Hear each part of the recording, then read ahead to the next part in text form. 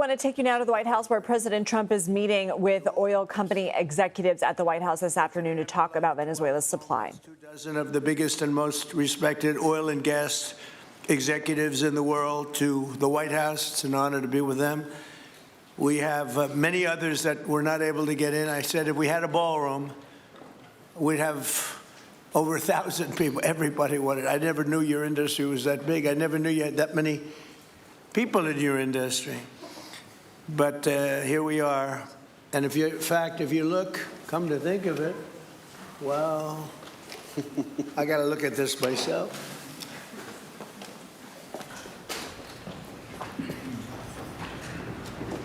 Wow. What a view. This is the door to the bar. What a job.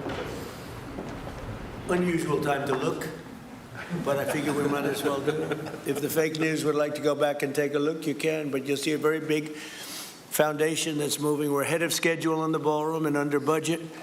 It's going to be, I don't think there'll be anything like it in the world, actually. I think it'll be the best. We went from, this is, as you know, our biggest room, which would seat 100 for dinner, maybe, if you're lucky, if you're nice and tight. And the ballroom will seat many. And it'll also take care of the inauguration with bulletproof glass, drone-proof ceilings, and everything else, unfortunately, that today you need.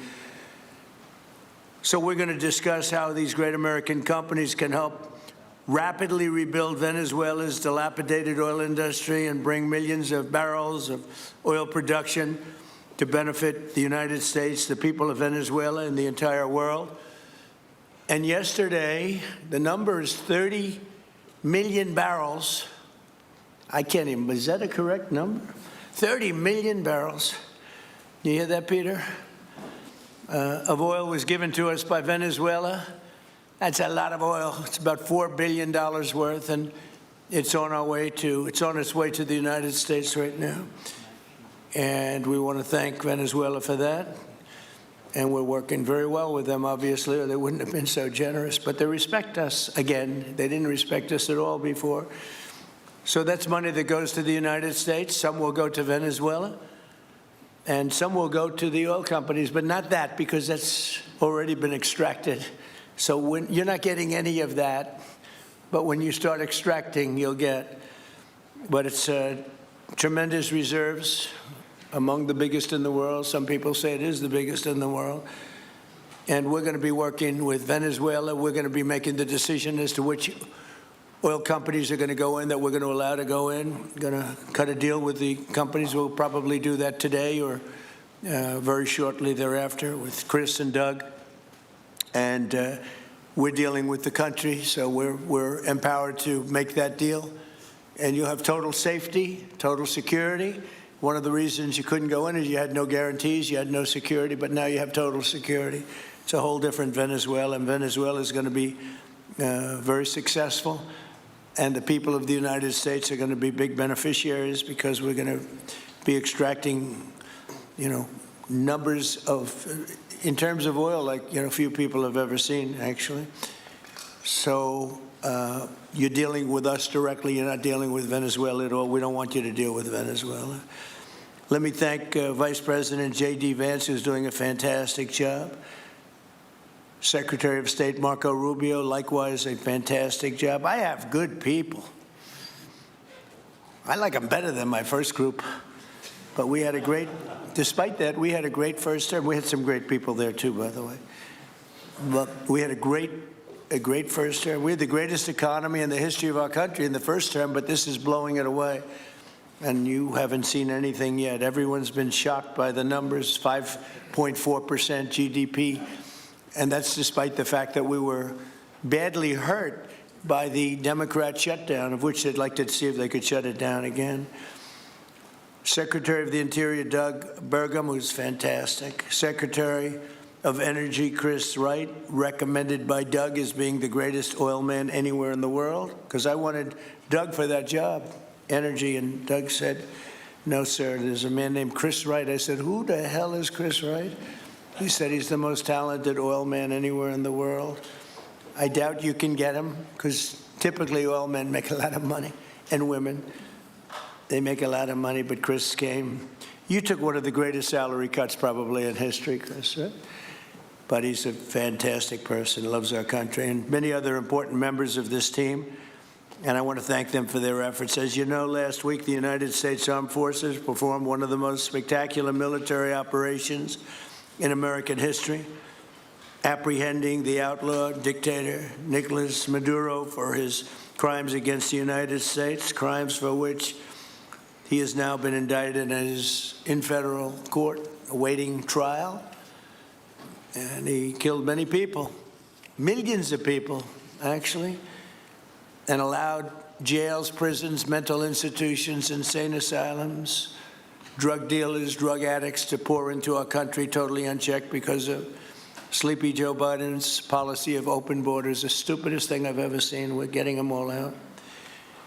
The departure of Maduro makes it possible an incredible future for both nations, Venezuela and the United States, in which we will more closely integrate the economies of two major energy powers in the Western Hemisphere. Energy coming out of Venezuela was very small. One of the things the United States gets out of this will be even lower energy prices. We have people now getting gasoline for $1.99, $1.96, $1.95, $1.92 yesterday, somebody. And it used to be $3.50, $4, $5 a gallon. Think of that, $1.99. Decades ago, the United States built Venezuela's oil industry at tremendous expense with American skill, technology, know-how, and dollars. But those assets were stolen from us, and we had presidents who did nothing about it. This president is much different than your other presidents. They did nothing about it. They stole it. Some of the people in this room were a little bit younger when that happened, but not that much younger. It wasn't that long ago. But they stole our assets like we were babies, and the United States did absolutely nothing about it. So now we're doing everything about it. Now we're doing 500% about it, but it's a long time after the act took place. So they stole from us, and it was taken by socialists and communists at the time, and Venezuela was going bad, really bad. And as much oil as they have, they're producing almost nothing, which is just a system. So we're really, if you look at it, we're taking back what was taken from us. They took our oil industry. We built that entire oil industry, started a long time ago, but they took it, and they were very ungracious to this country, but now they're being very nice. American companies will have the opportunity to rebuild Venezuela's rotting energy infrastructure and eventually increase oil production to levels never, ever seen before. When you add Venezuela and the United States together, we have 55% of the oil in the world. The United States is number one. We have them drilling. Drill, baby, drill was my campaign. And Doug and Chris, I think we're setting records on drilling right now and taking oil without Venezuela. That's how we're getting the oil prices down. The plan is for them to spend, meaning our giant oil companies will be spending at least $100 billion of their money, not the government's money. They don't need government money. But they need government protection and need government security that when they spend all this money, it's going to be there so they get their money back and make a very nice return. The plan is for them to spend at least $100 billion to rebuild the capacity and the infrastructure necessary. Venezuela has also agreed that the United States will immediately begin refining and selling up to 50 million barrels of Venezuelan crude oil, which will continue indefinitely. We're all set to do it. We have the refining capacity. It was actually based very much on the Venezuelan oil, which is a heavy oil, very good oil, great oil. It's fantastic for certain things like asphalt roads, the best there is in the world for asphalt roads and other things. All of the companies here today are going to be treasured partners in bringing the nation of Venezuela back to life, restoring its economy, and generating great wealth for their companies and for their people, and also great wealth for the American people. and tremendous wealth for the companies that are going in. The companies that are going in, and if you don't want to go in, just let me know, because I got 25 people that aren't here today that are willing to take your place. So I just want to thank, these are people that I either know or I know of by reading lots of business magazines and journals and papers. These are the greatest oil people anywhere in the world. Harold Hamm, I see, is here. Harold, you know, there's a story about Harold Hamm that he could look at a piece of land, put a straw into the land, and oil pours out. Is that true about you? Whereas some of you guys have to invest hundreds of millions of dollars to find that oil. So we can't let that story be true. But they say Harold puts a straw into the land, and oil comes gushing out. So you're not a big R&D person, are you, huh? He's called instinct for oil. Now, he's got other problems, but we won't talk about those problems. But he's been a great supporter of mine for a long time, haven't you, Harold? So congratulations. But we have, and I think Harold would agree, we have the greatest oil men and women anywhere in the world sitting in this room right now.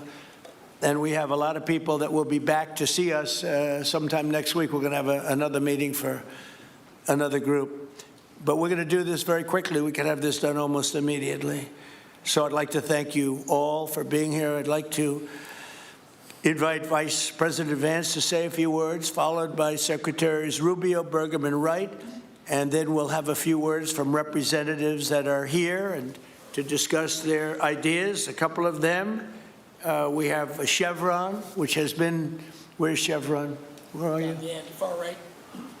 No, I thought you'd have a better location. You were the only one that was there for all that. I used to call you and say, what the hell is going on with Venezuela? He stuck it out. I don't know if you made money or not, but you stuck it out. I got to give you a lot of credit for that. Mark Nelson, thank you very much. Exxon CEO Darren Woods. Darren, thank you very much. How's Exxon doing? Okay? All right. They'll do a lot better now, won't they, huh? Exxon's been amazing. It's been an amazing company. And ConocoPhillips CEO Ryan Lance, thank you very much. So you guys could say something, and then we'll take some questions from the press. And if anybody else would like to speak, we'll have you speak. We have all the time in the world. This is a big subject. This is massive wealth. And more importantly than massive wealth, it leads to lower taxes and a lot of jobs for Americans and for Venezuelans, but for Americans in this case. And I just, again, appreciate you all being here. And I'd like to ask J.D. to say a few words, please. Thank you. Thank you, Mr. President. And thanks to everybody for being here. You know, as a Marine Corps veteran for my entire lifetime, presidents, and let's be honest, they were Democrats and Republicans, would send the American military to far-off places. They would get us involved in these endless quagmires. They would lose hundreds or thousands of American lives, and the American people would get nothing out of these misadventures. And now you have an American president who's empowered the American military to stop the flow of drugs into our country and to ensure that we, as opposed to our adversaries, control one of the great energy reserves that exist anywhere in the entire world. And he did it without losing a single American life in the process. It was an amazing operation. It's going to make our country richer. It's going to make our country more powerful. It's going to make our country safer. And it's going to lead to the decline, the further decline of drug overdose deaths in the United States of America. An amazing thing, and I'm happy to be here to talk about how we can make it an even bigger and better operation for the American people. Thank you, sir. Thank you very much. Marco? Thank you, Mr. President. And I think this is a reminder that everything this president does, everything President Trump does, is with the American people in mind. It was not in the national interest or national security of the United States and of our people to have in our own hemisphere a country, not just with vast energy reserves, but controlled by an indicted narco-trafficker who flooded our country with illegal immigration, including drug gang members, openly cooperated with drug gangs, and by the way, stole the wealth of that country to fund a repressive regime and also benefit adversaries such as Iran. All of that is now changing. as part of this process. The first phase, of course, is the phase we're in now, which is the stabilization phase. We do not want to see destabilization in the country. We're working very cooperatively with the interim authorities there to provide a market for the sale of the wealth of Venezuela in such a way that benefits the people, both of the United States, but also the people of Venezuela. And as a reminder to everyone, the president announced this just 2 days ago. Every penny, everything they buy with the money that they're making from the oil now, Mr. President, will be bought from America. And that includes everything from equipment for the oil industry to food to medicine and everything in between. The second will be a phase of recovery, and then some of these phases will interlap, and that is to have a normal economy again where the money goes to the benefit of people, not the benefit of our adversaries or the benefit of elements in that country and around the world that are against our interests, at the same time as a process of reconciliation has to happen internally among the different sectors of society and politics and the like. And finally, the third phase, which is the most important of the three, is when the country fully transitions into a normal country that we have strong economic and diplomatic and relations with, that is friendly towards the United States, that's not a foothold for our adversaries, that serves our interests, but also the interests of the people. It'll be a country that is wealthy, a country that is prosperous for the people, not for a handful of criminals, but also a country that is supportive of our interests in the region and throughout the world. And we thank you, Mr. President, and the team you've assembled that have brought us to this point. A lot of work remains, important work, but this is historic. Okay, thank you very much. Doug? Well, Mr. President, I want to thank you. We have been watching President Trump speak along with Vice President J.D. Vance, Secretary of State Marco Rubio. The president began the event by looking at the construction of the ballroom on the East Wing. He said that they are laying a big foundation. He claimed the project is ahead of schedule and under budget. And he said these oil companies, the purpose of the meeting will be dealing with them directly, not with Venezuela. He reiterated what's been stolen from the U.S., talking about then Venezuelan leader Hugo Chavez nationalizing the nation's energy sector in 2007 and confiscating the production assets of ExxonMobil and ConocoPhillips after they left the country. We know those seizures led to years of lawsuits. That money has not been recouped. But the president also said that these companies don't need government money. They need government protection. For more on this, let's bring in CBS News White House reporter Aaron Navarro, who's following this for us. Aaron, what did the president mean by that, and what else stood out to you? Yeah, that bit about protection that you mentioned is something that I was keeping an ear out for, as that has been a concern when talking to experts and analysts about the difficulties that could arise when you have American oil companies returning to Venezuela, given that many members of the Maduro regime remain, given concerns of potential local gangs, making the conditions unsafe for these American oil companies to be on the ground in Venezuela. President Trump seems to broadly indicate that security guarantees could be on the table. I also thought it was notable that President Trump said, if you don't want to go in, speaking to the oil execs, quote, just let me know because I have 25 people not in here that are willing to take your place, signaling that the Trump administration, the White House, is casting a pretty big net in terms of oil companies that they could see in Venezuela. But in terms of this roundtable, if you're seeing video of on your screen, we do know that 14 major oil companies are represented there, from ConocoPhillips, Exxon, and Chevron, which is the one U.S. oil company that has remained in Venezuela since it gradually became under state control in terms of oil since the 1970s. What else are you going to be listening for? I thought it was notable as Secretary Rubio mentioned the three phases. I think more talk about the stabilization that he said is phase one is something I'll be listening out for, as well as how the money will get back to Venezuela. You've heard kind of broad swaths from President Trump and earlier this week from Energy Secretary Chris Wright saying that money made from the sale of oils, from the profits, will benefit the people of Venezuela economically as well as the United States. How will that be prioritized? How will that money get back to the people of Venezuela? That's something I'm going to be listening for throughout the rest of this meeting. Okay, we'll let you listen back. Thank you so much. Let's go now to Ed Hers.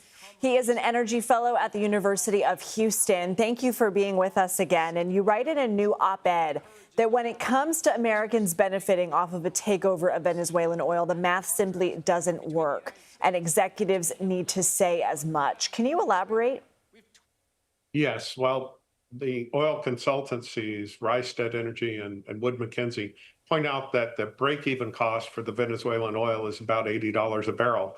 Currently the price of oil is about $58 a barrel. So, going in and spending $100+ billion to bring oil to the market that's non-economic is a non-starter for capital markets. Keep in mind, the U.S. oil companies are the worst performing sector in the S&P 500 over the last 15 years. So Wall Street's going to be kind of careful with them doing this sort of investment. They're going to study it, certainly, absolutely, but it's not going to come to market quickly.